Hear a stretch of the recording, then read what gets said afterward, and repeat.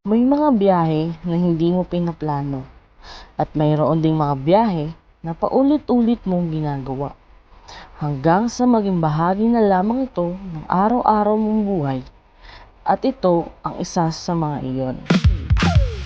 Tara na, sama ka na. Bawat araw may kwento pa. Matapos ang isang buong araw ng trabaho, oras na naman para umuwi. Parehong daan, parehong oras, pero sa bawat araw, iba ang kwento.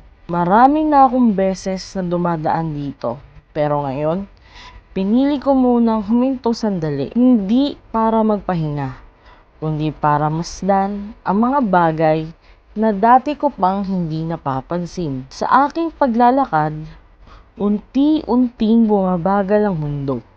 Napapansin ko ang tunog ng hangin, ang ingin ng mga sasakyan, at ang liwanag ng paglubog ng araw.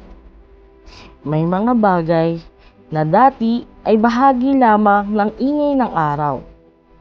Simple lang yung biyahe. Wala ditong espesyal na destinasyon na pupuntahan. Alam mo ba kung anong gusto ko lang?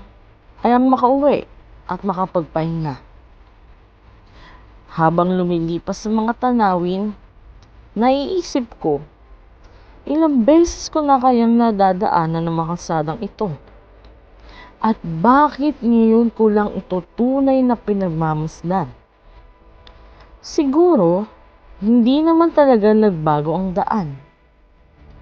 Ako lang ba ang natutong tumingin?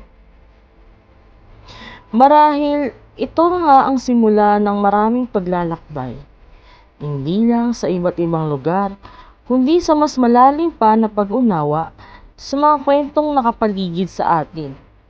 Yung mga kwentong hindi naman kailangan malayo, hindi kailangan sikat, dahil kung minsan, nagsisimula ang pinakamahalagang kwento sa simpleng pag-uwi.